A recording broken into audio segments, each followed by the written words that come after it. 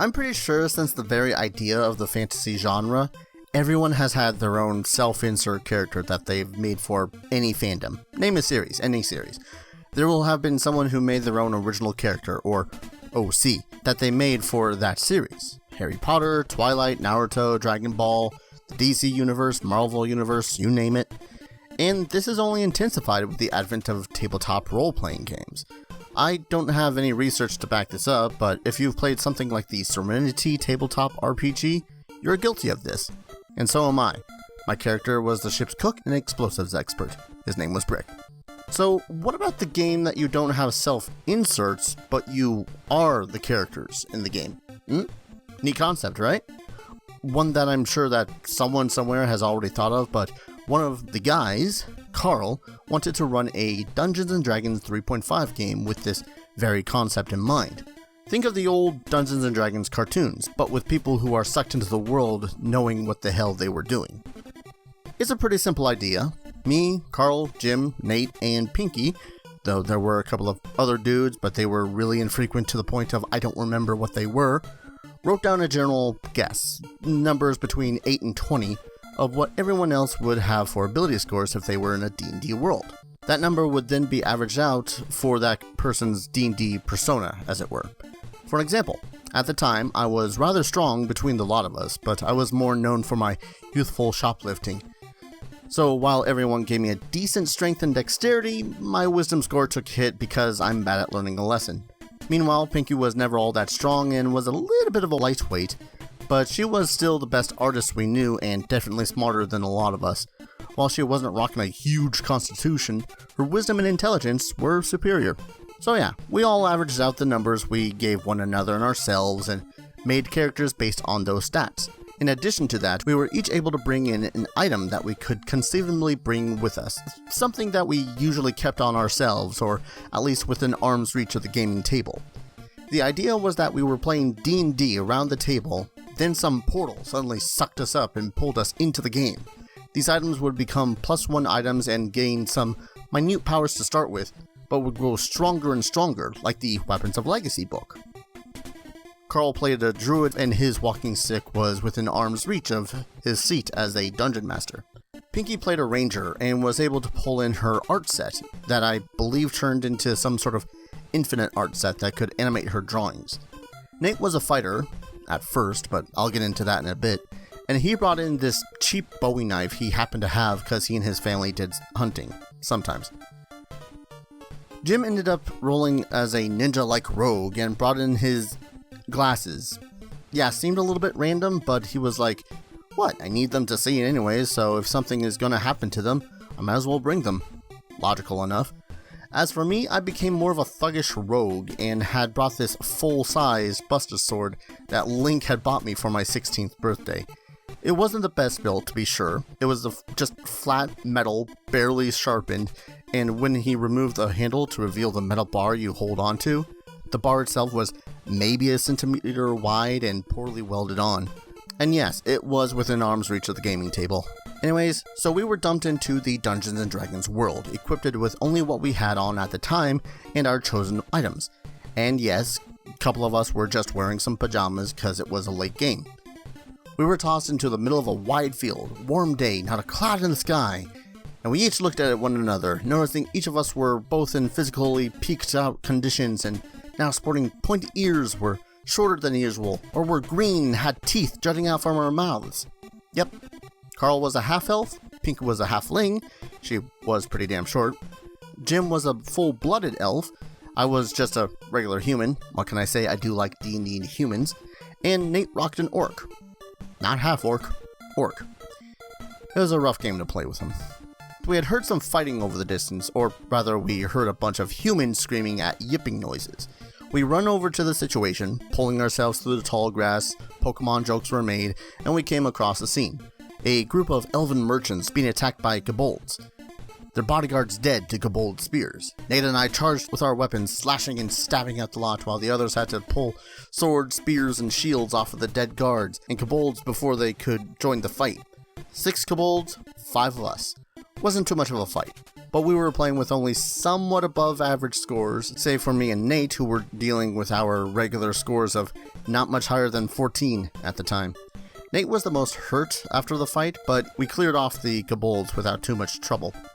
The coolest part was when someone wanted to figure out how they'd cast a spell, like they were able to pull something from the back of their mind through waving their staff and speaking some sort of divine words. Magic sprung forth. In this case, it was Carl, and the spell was Cure Light Wounds. The elven merchants thanked us and asked if we could use a ride to town. They put us to work as guards and even offered their gear to us, so we had some protection. We were paid in equipment, mostly. We had a couple more encounters of small creatures, more kobolds, a fire snake I think, and a couple of orcs. Now, this was Nate's first chance for some sort of good roleplay. He had understood the orcs as they popped from the bushes demanding the elf stock or our lives. He stepped up to orcs as though he was about to talk to them to barter, and then tried to stab one of them in the face before getting an axe to the shoulder from the other one. Nate is not a smart man. Carl, with a borrowed bow and arrow, shot the other orc while Nate was bleeding out. Looting the orcs, pulled the idiots into the cart and stabilized them with Cure Light Wounds.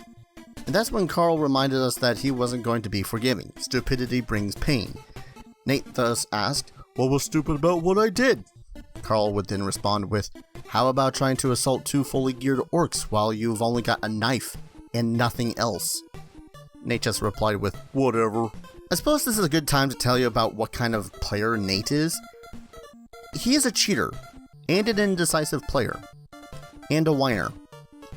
When we got into town at last, and we got some rest, Nate had asked if he could change his class to something in one of the source books, the Tome of Battle.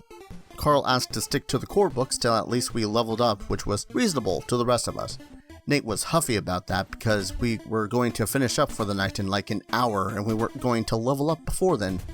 After resting though, Carl did give us 2 ability score increases of our choice as our bodies became more adapted to the world we were now living in. And Nate put them both into dexterity. Why? "'Cause I want to become a ninja." With a 12 dexterity and a 14 strength. I want to say Carl was giving us these increases so that we'd have a better feel for what we'd become. Cause Jim went dex and charisma so he could go ninja. Pinky went more dexterity to go archery with her ranger. Carl bumped up his strength and wisdom for druid, and I did strength and dexterity to multiclass into barbarian. Worked for Conan, so why not work for a self-insert? Nate, I think, just wanted to be a little bit of everything, cause later he was asking to replace his fighter levels with sorcerer or wizard, and another time he wanted to become full fighter again, because he got a weapon from that Weapons of Legacy book I spoke of, the Crimson Ruination. It's a great sword that with time would be the bane of red dragons. It granted fire resistance, increased armor class against dragons, and had dragon bane. It was a pretty sweet weapon. And he got rid of it around level 8 for 5,000 gold. Yeah, it's a pretty stupid situation. Nate had found this church that had more or less worshipped the previous wielder of Crimson Ruination and offered to sell it to them for 5,000 gold. I rage and punch Nate straight in the jaw. I rolled a 20. Well, you punch out both his fangs. Why did you do that? You were obsessed with that sword since we found it and identified it, claimed you were training with it since level 4, and you sold it for a measly 5,000 gold. I wanted a better weapon. What better weapon could you ask for in a campaign that's all about slaying red goddamn dragons? There was also this cheating thing he does. 2 of them, actually. One where when adding from his character sheet, he would spout a random assortment of numbers between 1 and 5, sometimes pretending to do math and then spouting a relatively high number. He was called out on that. Still did it till the day I stopped playing Dungeons & Dragons with the guys altogether. The second is when he would roll his dice and scoop them up as fast as he can before anyone could really see what the number was on them, before spouting a number between 15 and 19. He did this constantly, to the point that Carl called him out and asked everyone to roll where everyone could see everyone else's rolls. That seemed to work for one whole session before he was back to rolling and scooping. So yeah, anyways, we would take on some quests, adapting to this world around us, coming more into what we had become.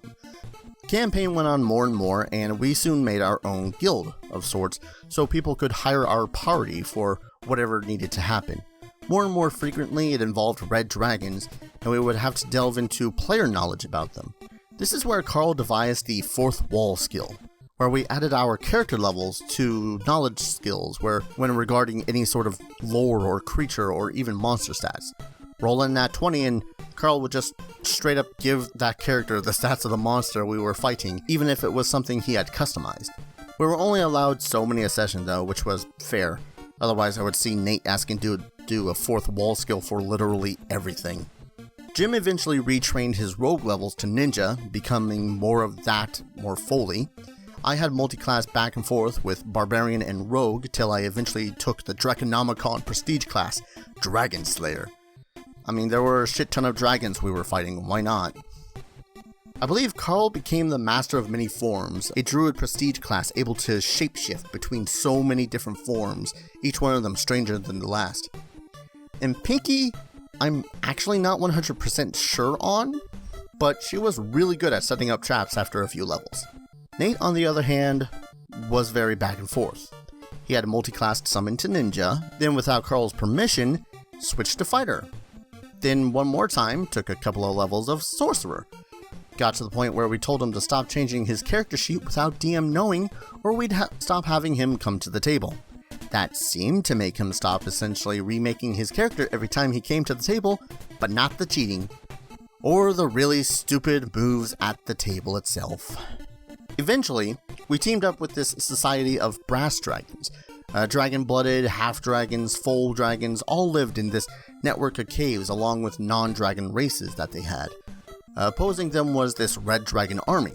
It was much like the brass dragons, but instead everyone that wasn't at least half red dragon was a slave, and they planned on enslaving the entirety of non-red dragon kind.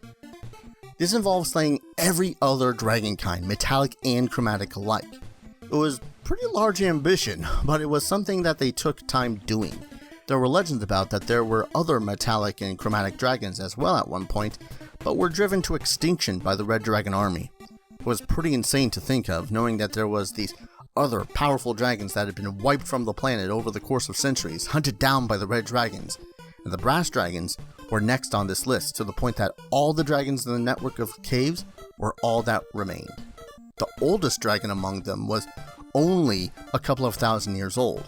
Impressive by mortal standards, but the eldest of the Red Dragon army is said to count at least tens of thousands of years. And we would have to sneak into their ranks to gain some intel on planes of attack. Fun. So, the plan was set. Working with the Brass Dragons, we were dropped off in the enemy lines of the Red Scale Mountains, which were festering with red dragons.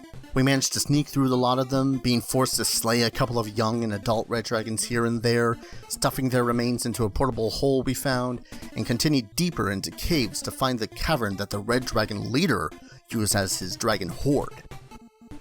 We were around 10th level, and we were face to face with a massive ancient red dragon's hoard of cash. If we were able to even get a fraction of that loot, we could live like superstars for all of our characters' natural-born lives combined.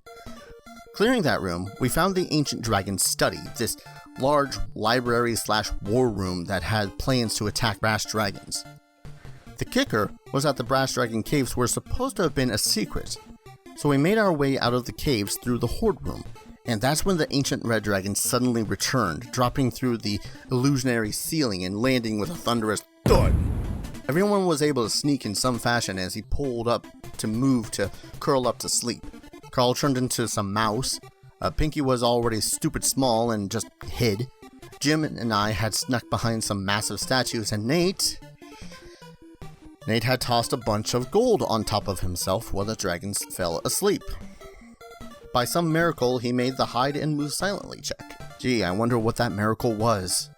I think Carl was being merciful for this instant, because there was no way in any of the infinite levels of the abyss we were going to come out of that fight alive.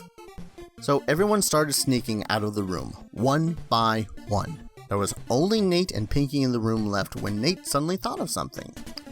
So anything we say we do, right? Yeah. I sneeze. What? Yeah. He had made the checks to leave the pile of gold relatively quietly, snuck up behind a pillar and thought to himself, yeah, this is the right time to roleplay as an absolute complete moron. So the ancient dragon woke up and stared right at the orc. It provided Pinky with enough of a distraction to escape, so the entire party was sitting there in the next chamber, watching the orc talk to the ancient red dragon. Now clearly, Nate had thought that he had this conversation in the bag. He was rolling really well, despite his abysmal charisma and no diplomacy or buff, forgetting he was talking to a dragon that was thousands of times older and more experienced than he was, or would ever be. In reality, Carl had brought this up after the game died like 2 sessions later. The ancient dragon was managing to get information about the brass dragon's numbers from Nate, their ranks, the oldest they have, everything that they needed to know to make the raid on the caves that much easier. It was going to be a massacre. I think Carl had simply decided that the dragon campaign idea was dead at that point, because the next couple of sessions we were fighting other mythical monsters and hunts instead of dealing with the red dragons. He even made mention about being able to see a huge flight of red dragons, big and small, heading in the general direction of the brass dragon caves at the end of the very last session.